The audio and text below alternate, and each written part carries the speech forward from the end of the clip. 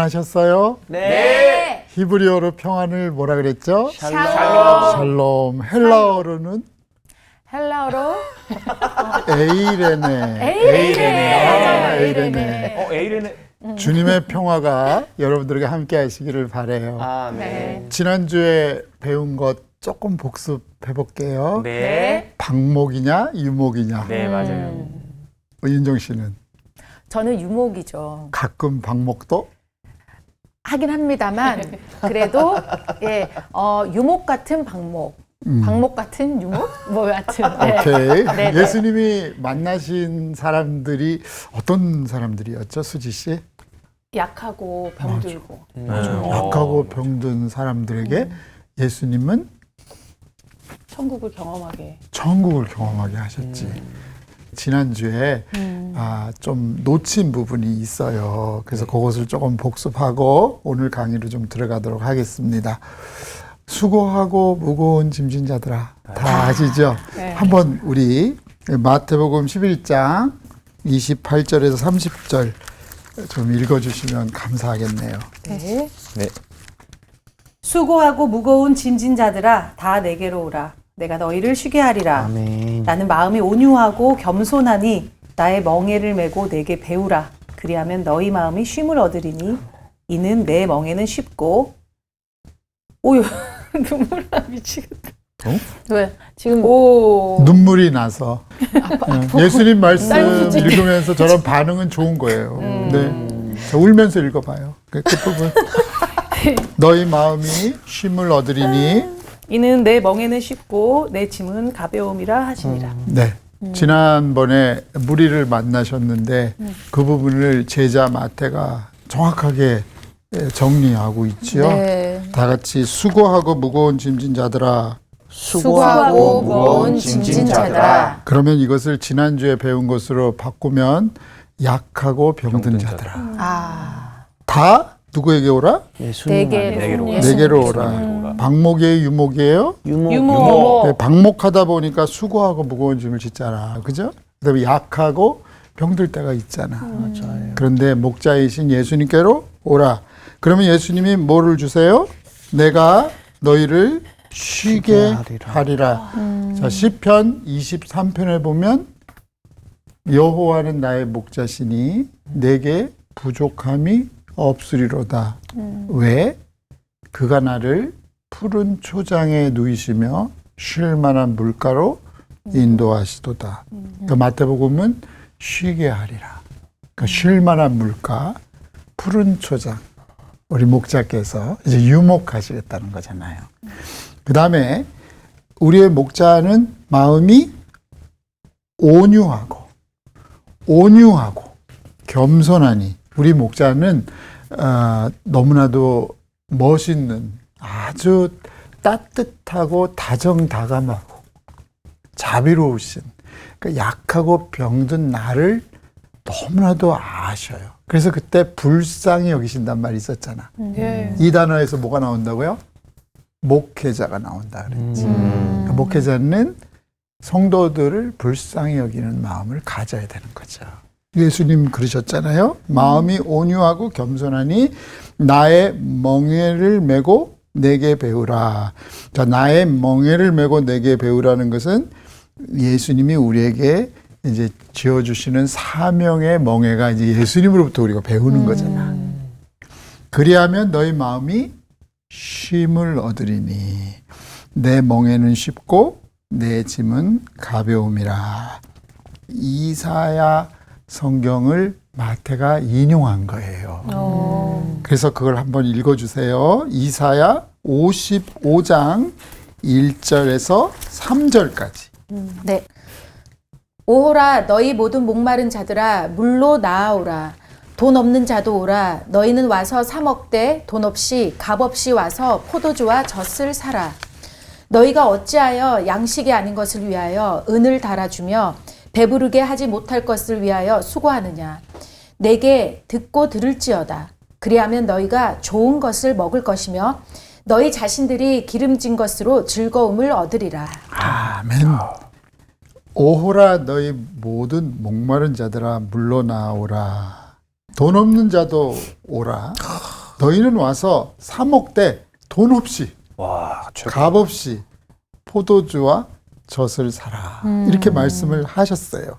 그런데 히브리 성경으로 읽어보면 조금 이 뉘앙스, 느낌이 달라요. 제가 히브리어를 그냥 한국말로 번역을 해볼게요. 너희 모든 목마른 자들아 물로 나오라고 말했는데 나오질 않구나. 그래서 너에게 화가 있을지어다. 이 오호라라는 말이 화가 있을지어다. 그러니까 예수님께서 이 땅에 오셨는데 요한복음 1장에 보면 자기 땅에 오셨으나 영접하지 않으셨다 그랬어요. 예를 들어서 나사렛에서 나사렛 사람들이 예수님을 어떻게 했어요? 쫓아냈잖아. 그러면 나사렛 사람들은 치유를 받았다 못했다? 못 받았다. 못 받았죠. 예루살렘에서는 예수님을 죽였잖아요. 그러면 그 사람들은 치유를 받았다 못했다? 그렇죠? 그래서 이사야 성경은 조금 다른 각도에서 이야기를 합니다. 너희 모든 목마른 자들아 물로 나오라. 너희는 와서 사 먹되 돈 없이 값 없이 와서 포도주와 젖을 사라. 이렇게 하나님이 이렇게 우리를 부르시잖아. 그런데도 우리는 아니요, 나는 목 안 마른데요. 난 예수님이 주시는 물보다 세상에 내가 마실 물이 많아요. 그리고 저 돈 있거든요. 저 공짜로 나 사기 싫어요. 내가 지불할 거예요.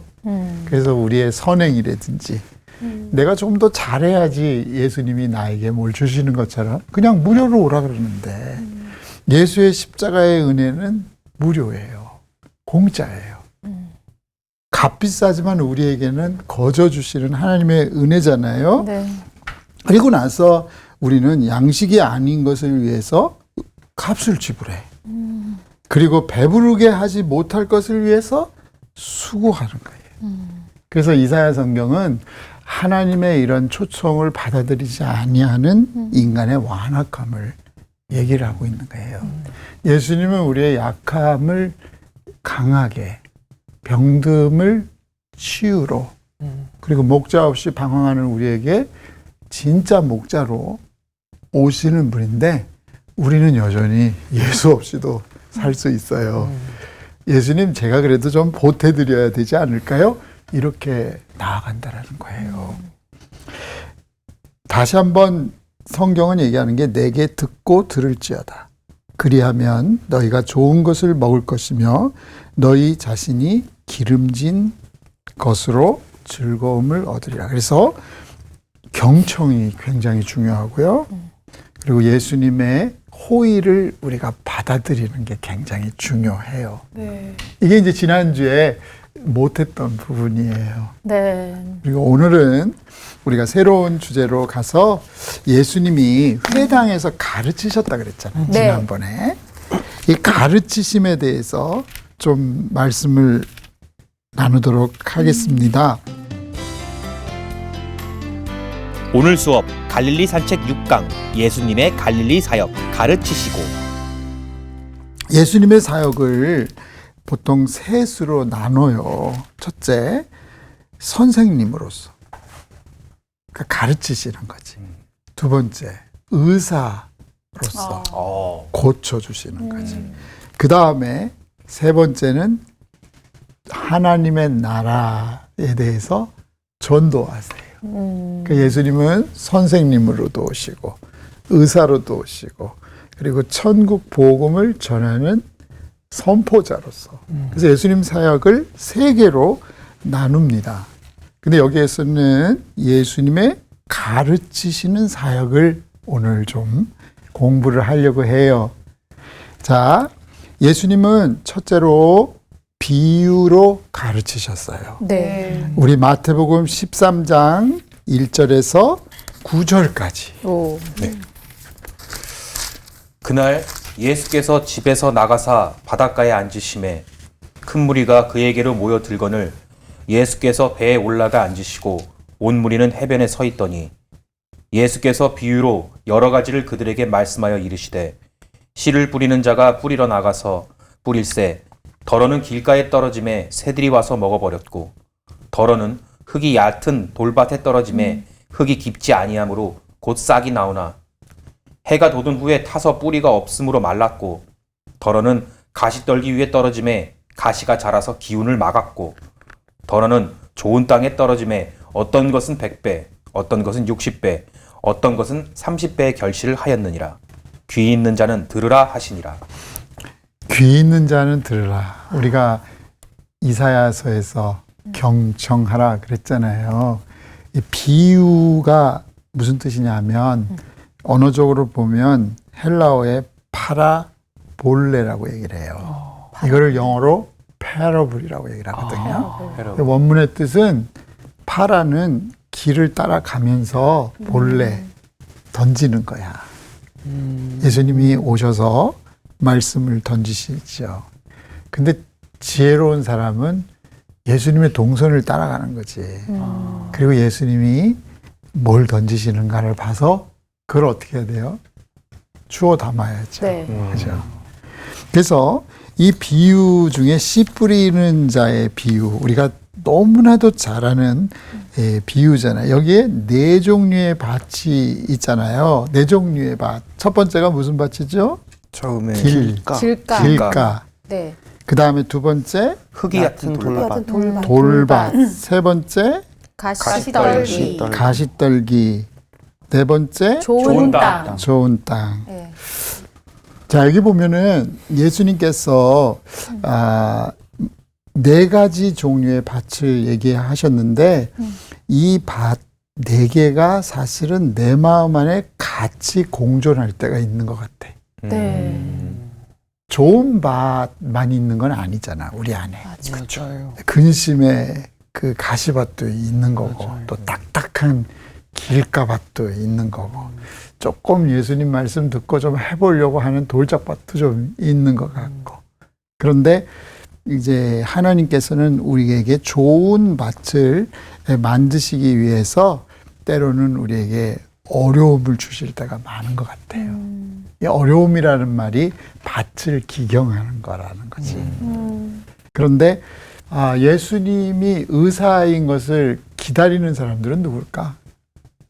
아픈 사람들이겠지. 네.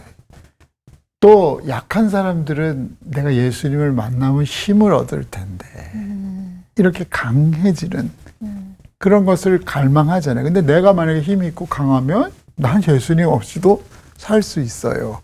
내가 만약에 아픈 걸 모르면 뭐 아무리 의사 선생님이 와도 내가 병원에 갈 필요가 없는데 근데 우리 마음 안에 길밭, 돌밭, 가시밭이 사실은 그렇게 나쁜 건 아니에요.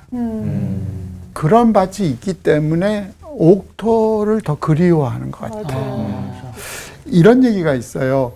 엄마가 가장 좋아하는 세 가지가 있다 그러더라고요. 엄마가 좋아하는 세 가지. 첫째, 돈? 아니.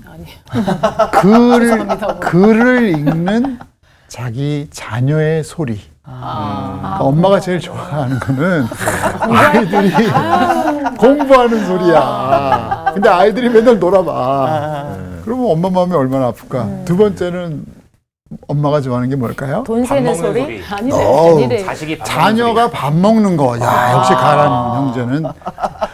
아이들이 밥 먹는 거를 엄마는 그렇게 좋아한대. 네. 세 번째는 뭔지 아세요? 아니, 또 소리일 것 같은데, 그쵸? 남편이 일찍 들어오는 소리. 남편이 일찍 아니, 들어오는 아, 소리. 그래도 엄마. 일찍 들어와도 뭐 예를 들어 1시에 들어오면 안 되지. 그러니까. 그 일찍이요? 그렇지. 아니, 그러니까는 어머니가 이게 좀 자녀 쪽으로 좀 가는 것 같아. 자녀가 공부하고 먹었으니 잘 싸야죠, 이제. 잘 싸는 소리? 그거는 좀 아닌 것 같고. 자는 소리? 아니, 이런 소리래. 이제 예를 들어서 시골에서 살잖아. 그러면 아이들이 공부하면 엄마는 희망을 갖는 거야. 우리 아이가 이제 과거에 급제하겠다. 예를 들어 우리 집안이 이제 피겠지. 우리 아이가 공부하면 이제 훌륭한 사람이 되겠지. 그리고 이제 그 어려울 때 밥을 먹는 그 모습이 너무 아름답대. 근데 더 중요한 것은 논이 있는 거야. 이제 모내기철이 됐어. 그 메마른 논에 물 소리. 논에 물이 콸콸콸콸콸 들어가는 그 소리면은 결국은 거기다 씨 뿌리고 그리고 열매를 얻으면 나머지가 해결이 되잖아. 그래서 요 세 가지를 어머니는 참 좋아한다 그러더라고요. 근데 저는 하나님도 똑같다고 생각해. 하나님이 우리가 성경 말씀을 이렇게 읽는 소리를 되게 좋아하실 것 같아. 맞아요. 그래서 성경은 주의 말씀을 읽는 자가 복이 있다 그랬어요. 그리고 두 번째로 우리가 맛있게 먹는 거야. 네. 그러면은 우리 주님이 좋아하시는 거지. 영적 양식도 먹고 네, 지금 네. 영적 양식을 먹고 있잖아요. 맞아요. 네. 육의 양식도 그렇고. 그러니까 자녀들이 배부르고 행복한 거를 굉장히 우리 하나님은 좋아하시는 거예요. 세 번째는 이제 추수를 기다리며 메마른 땅에 물이 컬컬컬컬 들어가는 거예요. 그거를 이제 성령의 역사라고도 볼 수 있잖아요. 우리 메마른 땅에 하나님의 성령의 역사가 들어가서 살아가는 그런 것들. 그래서 저는 이 씨 뿌리는 비유를 보면서 우리가 이 세상에 에덴 동산은 좋은 땅만 있었지만 지금 우리가 살고 있는 땅은 길가도 있고 돌밭도 있고 가시도 같이 공존하고 있다라는 것입니다. 그래서 이것을 함께 우리가 살아가야 되는 우리의 현실이라고 저는 생각을 해요. 그래서 이 길, 돌, 그다음에 가시 이것이 없으면 좋지만 이 낙원을 잃어버린 신락원에서는 어차피 우리가 같이 견뎌내야 되는 이웃인 것 같아. 그래서 그 맛들을 이제 기경하기 위한 노력이 있어야 되는 거고, 그 다음에 하나님의 방법, 하나님의 지략을 구하는 거지요. 그래서 저는 예수님의 씨 뿌리는 비유를 보면 그 당시에 그 옥토가 많지 않은 이스라엘 땅에서 늘 길밭에서 그리고 돌밭에서 가시떨기에서 살아가는 사람들에게 좋은 밭을 일구기를 원하시는 주님의 그 마음이 좀 저는 느껴져요. 여기서. 근데 여기에 이제 이런 말이 있어요. 제가 예수님의 해석은 여러분들이 이미 잘 알고 있습니다. 씨 뿌리는 비유를 들으라. 아무나 천국 말씀을 듣고 깨닫지 못할 때에는 악한 자가 와서 그 마음에 뿌려진 것을 빼앗나니 이는 곧 길가에 뿌려진 자요. 자, 여기에서 이제 길가에 뿌려졌다는 말은 천국 말씀, 복음을 방해하는 세력이 있다고 하는 인식이 있어야 된다는 거지.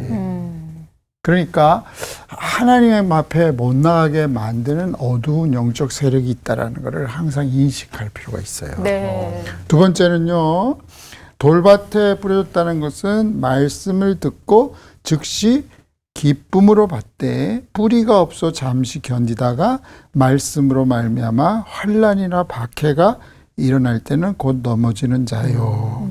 자, 너는 왜 그렇게 믿음이 없니? 얘기하기보다는 옆에 넘어지는 자들에게 그늘이 돼줘서 그 뿌리가 좀 내려갈 수 있도록 좀 격려, 지지 해주는 그것이 너무 필요한 것 같아요. 네. 잘하고 있어 지금. 너무 잘하고 있어요. 지금. 그렇게 이렇게 칭찬해 주는 거지. 그리고 어떻게 해요?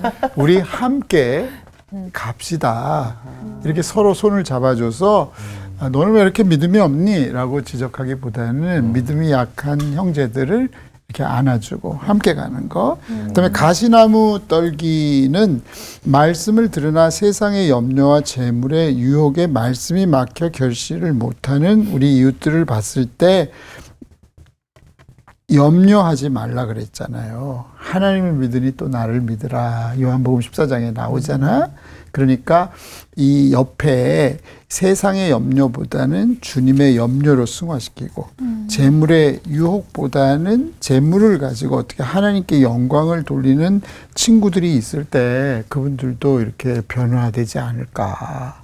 그리고 이제 좋은 땅에 뿌려졌을 때 말씀을 듣고 깨닫는 사람들이 앞에 이렇게 어두운 영, 그 다음에 뿌리가 약한 사람, 그 다음에 방향이 잘못돼서 세상의 염려와 재물의 유혹에 사로잡힌 사람들을 도울 수 있는 좋은 도움의 역할이 저는 필요하다고 생각해요. 그 성경에 보면은 예수님이 그 베드로의 배를 빌리셨잖아.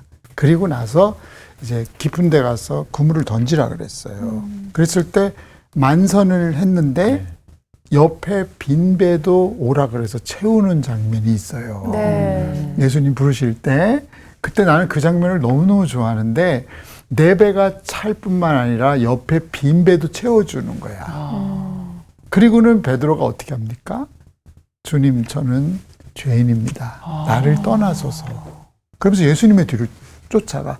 나 같으면 지금 잡은 물고기 좀 팔고 돈 좀 남기고 갈 텐데 베드로는 이 기적을 일으키신 분은 더 큰 기적도 일으키실 거라는 믿음을 가지고 따라가더라고. 근데 중요한 것은 내 배만 차는 게 아니라 빈 배를 채워줬다는 게 나는 너무너무 마음에 드는 거야. 그러니까 여기서 좋은 땅은 그 길가밭이나 돌짝밭이나 가시밭에 있는 사람들을 채우고도 남는 30배, 60배, 100배라는 거예요. 그런데 100배라고 하는 것이 성경에 한번 나와.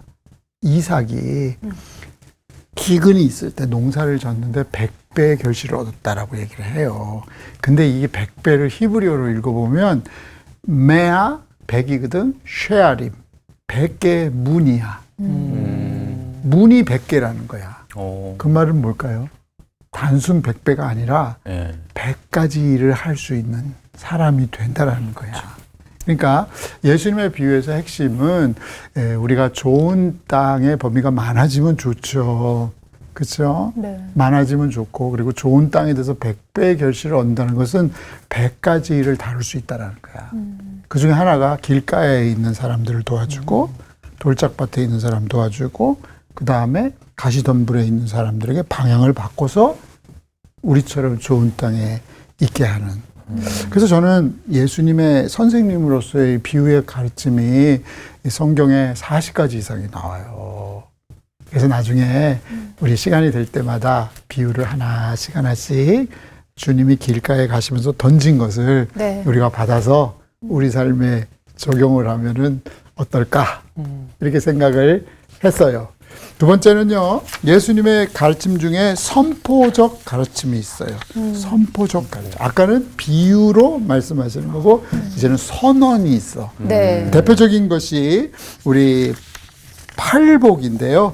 마태복음 우리 5장 3절에서 10절까지 좀 읽어주시면 고맙겠습니다. 심령이 가난한 자는 복이 있나니 천국이 그들의 것이미요. 애통하는 자는 복이 있나니 그들이 위로를 받을 것이미요. 온유한 자는 복이 있나니 그들이 땅을 기업으로 받을 것이미요. 의에 줄이고 목마른 자는 복이 있나니 그들이 배부를 것이미요. 긍휼히 여기는 자는 복이 있나니 그들이 긍휼히 여김을 받을 것이미요. 마음이 청결한 자는 복이 있나니 그들이 하나님을 볼 것이미요. 화평하게 하는 자는 복이 있나니 그들이 하나님의 아들이라 일컬음을 받을 것이미요.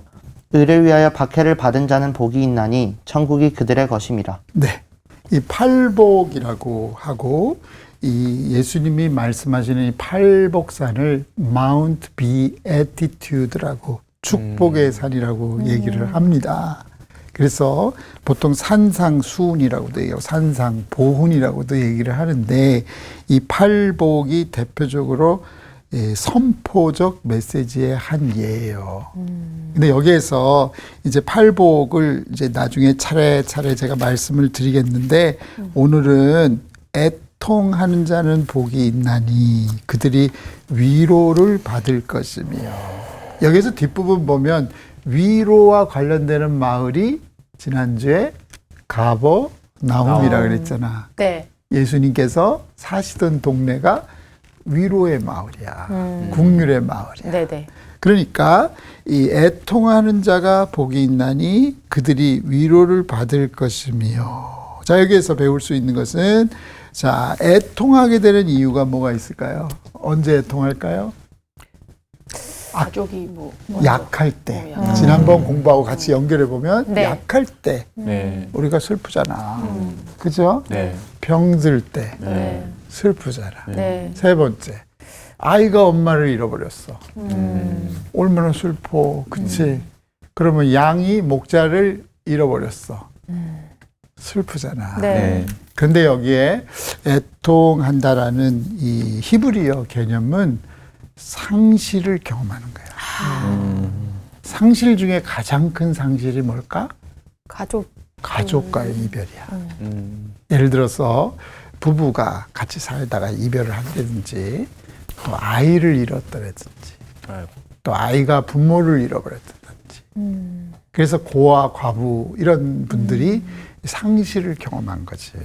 여기서 애통한다라는 말은 애통의 극점에 있는 사람들을 말해요. 그래서 이 애통한다라는 이 메시지, 그분들에게 위로가 된다라는 말을 오늘 좀 이해를 좀 해봤으면 참 좋겠어요. 여러분, 울어보신 적 있으세요? 네. 네. 당연히 가람 씨는 언제 울어봤어? 너무 많이 울어봐서. 진짜? 예. 남자는 눈물을 흘리지 않는다. 그런데 왜 울었어요? 좀 얘기해 줄 수 있어요? 뭐 화나서 울 때도 있고, 뭐 억울해서 울 때도 있고, 막 살면서 솔직히 뭐 한두 번 울어본 게 아니잖아요, 다들. 근데 애통해 본 적은 있어요? 그쵸. 주변에 그렇게 급작스럽게 하늘나라로 가고 이런 사람들이 있을 때 많이 애통해했죠. 윤정 씨는 어떠셨어요? 네, 저도 있죠. 저는 이제 아버지가 이제 돌아가셨을 때 그랬고, 그리고 또 이제 뭐 친척분들이 이제 나이가 많으셔서 점점 이제 한 분씩 어르신들이 이제 사라져 가실 때. 윤정 씨는 네, 굉장히 따뜻한 사람인 것 같아. 맞습니다. 네. 우리 수지 씨는 어떻게 애통하신 적이 있으세요? 그렇죠. 언제? 많죠. 뭐 아버지 돌아가셨을 때도 그렇고 음. 사실 사람들이 이해는 못하겠지만 저 뭐 17년 키웠던 강아지 맞아. 갔을 때도 맞아. 굉장히 애통, 가족같이 애통이 맞아. 되고 네, 그렇게 되더라고요. 예. 내가 아는 어떤 분은 강아지가 이제 죽게 됐어. 그랬더니 강아지를 붙들고 이렇게 얘기를 했대. 강아지야, 내가 너 대신 아팠으면 좋겠다. 진짜 맞아요. 그런 생각 진짜 그런 들잖아요. 마음이에요. 이해해, 나도 네. 이해해. 강아지도 가족이니까, 그렇지? 네. 우리 보기 씨는 저도 그 지인의 죽음이나 그랬을 때 그랬던 것 같아요. 그래요. 이 애통이라고 하는 것이 의외로 성경에 굉장히 많이 나오더라고. 그래서 이제 눈물 모티브인데 이 시편 30편 내가 읽어드릴게. 네. 네. 시편 30편 4절부터 보면 주의 성도들아 여호와를 찬송하며 그의 거룩함을 기억하며 감사하라. 그의 노여움은 잠깐이요 그의 은총은 평생이로다. 저녁에는 울음이 깃들지라도 아침에는 기쁨이 오리로다. 주께서 나의 슬픔이 변하여 내게 춤이 되게 하시며 나의 베옷을 벗기고 기쁨으로 띠띠우시나이다. 여기서 이제 시편에서 말하는 것은 이제 애통하는 상황이 있어요. 네. 그런데 그거는 잠깐이라는 거야. 그 대신 위로는 영원하다라는 것을 얘기를 하고 있어요. 네. 저녁에는 울음이 깃들지라도 아침에는 기쁨이 온다. 이렇게 얘기를 하고 있어요. 그 다음에 슬픔이 변하여 춤이 되게 하시며 베옷을 벗기고 기쁨으로 띠띠우셨나이다. 시편 126편은 더 유명한 말이 있어요. 눈물을 흘리며 씨를 뿌리는 자는 기쁨으로 거두리로다. 울며 씨를 뿌리러 나가는 자는 반드시 기쁨으로 그 곡식단을 가지고 돌아오리로다. 참 예수님이 고마우신 것은 예수님의 선포적 가르침을 보면 특별히 눈물이 변하여 기쁨으로 바뀌게 된다라는 것을 이 메시지 안에 이제 담고 있습니다. 또한 여기 보면 예수님 앞에서 애통의 눈물을 흘렸던 예가 있어요. 예수님이 이 여인을 어떻게 회복시키시는가를 한번 봐요. 자, 누가복음 7장 37절에 38절. 우리 윤정 씨가 좀 읽어줄까요? 누가복음 7장 37절에 38절. 네. 그 동네에 죄를 지은 한 여자가 있어 예수께서 바리새인의 집에 앉아 계심을 알고 향유 담은 옥합을 가지고 와서 예수의 뒤로 그 발 곁에 서서 울며 눈물로 그 발을 적시고 자기 머리털로 닦고 그 발에 입 맞추고 향유를 부으니. 참 놀라운 장면이 나오는데 예수님 앞에 향유 옥합을 깬 여성들이 몇 분이 나오죠. 네. 나사로의 가족이었던 마리아도 향유 옥합, 그리고 여기에 어떤 여성인지는 모르지만 죄를 지은 한 여성이라고 되어 있어요. 바리새인 집에 앉아 계심을 알고 향유 담은 옥합을 가지고 와서 예수의 앞이 아니라 뒤로 그 발 곁에 서서 울며 눈물로 그 발을 적시고 자기 머리털로 닦고 그 발에 입 맞추고 향유를 부으니. 너무 아름다운 모습인 것 같아. 이 여인은 과거의 잘못을 깊이 뉘우치며 통회하는 심정으로 예수님의 발 앞에 울고 있습니다. 회개의 눈물은 향유의 향기로움과 조화를 이루며 예수님을 영화롭게 하고 있습니다. 그러면 선포적 가르침에서 우리가 상실에 대한 아픔 때문에 우는 눈물이 있잖아. 그러면 그게 물리적인 상실만이 아니라 네. 영적인 상실, 내가 아버지 없이 살아왔던 그 영적 상실의 기간에 대한 애통도 있는 거예요.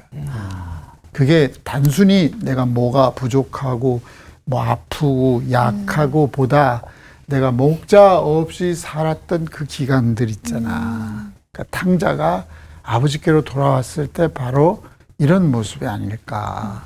그래서 애통하는 자는 복이 있나니 중에 중요한 것은 영적인 상실에 대해서 괴로워하고 참회하는 그런 사람들에게 이 탕자를 안아주시는 주님의 영접, 그 위로. 그러니까 이 두 가지 면이 다 있다라는 거예요. 네. 그 물리적 상실만이 아니라 영적인 상실에 대한 주님 앞에 대한 죄송스러움 있잖아. 그래서 이 향유옥합을 깬 여인은 바로 그런 거죠. 그러나 자기들이 별로 상실을 경험하지 않았다라는 사람들은 예수님하고 이렇게 마주 앉아서 식사도 하고, 그게 어떻게 보면 예수님에게 굉장히 무례한 거지. 자기 자신을 잘 모르는 거지. 여러분들과 저는 어때야 될까요? 예수님의 마음을 잘 헤아리지 못한 것에 대한 죄송함도 있고, 아버지를 잃고 살았던 시간들에 대한 회한도 생기고, 그래서 저는 애통하는 자는 복이 있나니 이 부분을 두 가지 면으로 보는 것도 괜찮을 것 같아요. 회개의 눈물도 있다라는 거지. 내 상실에 대한 것이 물리적인 상실뿐만 아니라 영적인 상실도 있기 때문에 그런 분들에게 하나님은 위로와 치유로, 그리고 영접으로, 환영으로 하나님은 주시지 않나, 이렇게 생각할 수도 있을 것 같아요. 두 번째는 세리의 눈물이 같은 각도지만 우리 수지 씨가 좀 읽어주세요. 누가복음 18장 13절입니다. 세리는 멀리 서서 감히 눈을 들어 하늘을 쳐다보지도 못하고 다만 가슴을 치며 이르되 하나님이여 불쌍히 여기소서 나는 죄인이로소이다 하였느니라. 네. 태도는 거의 전 부분의 옥합을 깬 여인과 비슷하지만 이 세리는 예수님에게 가까이 가지도 못해. 멀리라 그랬어. 멀리. 그 감히 눈을 들어 쳐다보지도 못했어. 네. 그러면서 가슴을 쳤다 그랬어. 그리고 하나님이여 불쌍히 여기소서 나는 죄인이로서, 이런 사람들에게 하늘의 위로가 있다는 거야. 네. 그러면 오늘로 적용해 보면 예배자가 하나님 앞에 가져야 될 자세라는 거지. 저는 목사로서 그런 생각을 많이 합니다. 항상 설교를 하지만 나 같은 죄인이 설교할 수 있는 자격이 없는데, 또 내가 예배를 드릴 자격조차 없는데 주님의 존전 앞에 나가는 것이 죄송스럽기도 하고 고맙기도 하고, 이런 눈물 흘리는 세리의 모습이 좀 필요하지 않을까. 세 번째 한 가지 좋은 경우가 있어요. 병들어 죽게 됐을 때. 제가 읽어드릴게. 이사야 38장에 보면 히스기야 왕이 흘린 눈물이야. 나는 제비같이 학같이 지적이며 비둘기같이 슬피 울며 내 눈이 쇠하도록 앙망하나이다. 여호와여 내가 압제를 받사오니 나의 중보가 되옵소서. 주께서 내게 말씀하시고 또 친히 이루셨사오니 내가 무슨 말씀을 하오리까. 내 영혼의 고통으로 말미암아 내가 종신토록 방황하리이다. 주여 사람이 사는 것이 이에 있고 내 심령의 생명도 온전히 거기 있사오니 원하건대 나를 치료하며 나를 살려주옵소서. 왕의 기도예요. 모든 것을 가졌다고 하는 이 왕인데 병들어 죽게 된 거야. 하나님이 갑자기 내 집을 처치하라. 너 이제 시대가 끝났다. 이렇게 얘기를 하시는 거야. 그때 히스기야가 하나님의 존존 앞에 들어가서 이제 하나님 앞에 눈물을 흘리며 기도한 내용을 읽어드린 거예요. 인생의 절대 위기에서 눈물로 하나님께 호소하는 것입니다. 그래서 이 예수님은 애통하는 자는 복이 있나니 저희가 위로를 받을 것이며, 첫 번째는 정말 상실을 경험했을 때 잃어버렸어요. 물리적인 상실을 경험했을 때도 하나님 앞에 애통하는 사람을 위로하시고, 두 번째 영적인 상실을 경험을 했을 때 하나님 없이 살았던 그 순간들에 대한 회심의 눈물이 있는 거지. 그때 하나님의 위로가 있는 거. 세 번째, 이제 위기야. 아직 상실은 경험하지 않았지만 이제 곧 잃어버리는 순간이야. 가정, 지위, 명예, 내 인생이 끝나는 그런 순간에도 하나님 앞에 눈물을 흘릴 수 있다라는 거지요. 이 선포적 가르침을 오늘은 애통에 대해서 얘기를 했는데 이 예가 성경에 굉장히 많이 나와요. 결론을 말씀드리면 성경은요, 눈물이 유익하다고 얘기를 해요. 왜 그러느냐? 우리의 모든 환난 중에서 우리를 위로하사 우리로 하여금 하나님께 받는 위로로서 모든 환난 중에 있는 자들을 능히 위로하게 하시는 이로다. 그리스도의 고난이 우리에게 넘친 것 같이 우리가 받는 위로도 그리스도로 말미암아 넘치는도다. 그러니까 울어야 울지 마, 이런 소리를 들을 수가 있어요. 맞아. 내가 애통해야 주님의 위로를 받을 수가 있어. 그래서 고대 근동에 지혜라고 하는 말이 골짜기라는 말이 있어요. 에메쿠라 그러거든. 골짜기가 깊으면 물을 많이 담을 수 있잖아. 예를 들어서 저 노르웨이 가면 피오르드라고 있어. 빙하로 인해서 형성된 골짜기가 막 1900m야. 근데 거기에 물이 많이 차는 거야. 그 골짜기가 깊을수록 담을 수 있는 물의 양은 많다. 늘어난다. 그러면 우리의 애통의 깊이가 깊을수록 하나님의 은혜는 차고 넘친다. 오늘은 비유적 말씀과 선포적 말씀의 한 가지 예식을 들었어요. 우리 안에 네 가지 밭이 공존하고 있다. 그 다음에 두 번째, 애통은 세 가지로 좀 이해하자. 이 물리적인 상실, 영적인 상실, 그리고 앞으로 다가올 상실 앞에서 우리가 눈물로 하나님 앞에 호소할 때 하나님의 위로가 임한다. 아멘. 그래서 이런 하나님의 은혜의 말씀에 우리가 푹 잠기기를 주의 이름으로 축복해요. 오늘 어떻게 공부 재밌었어요? 네. 주님의 이름으로 축복해요. 네. 다음 시간에 만나요.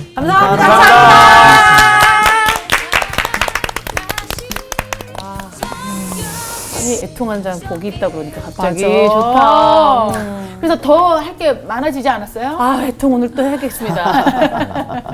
골이 깊을수록 또 물도 많이 찬다니까요. 네. 맞아. 정말 요새는 애가가 없다 그러잖아. 이가 애통을 하는 사람들이 많이 없어졌다는 얘기를 어디서 많이 들었는데 진짜 하나님 앞에 내가 애통하고 정말 눈물로써 씨를 뿌리면 내가 정말 앞으로 걷어들일 것이 그게 결코 창피한 것이 아니라 정말 앞으로 걷어들일 단이 엄청나다라는 걸 또 다시 한번 느낄 수 있었던 것 같아요. 기대됩니다. 진짜 오늘은 애통에 대해서 좀 묵상하면서 네. 갑시다. 아 울면서 갈까봐. 눈물이 나.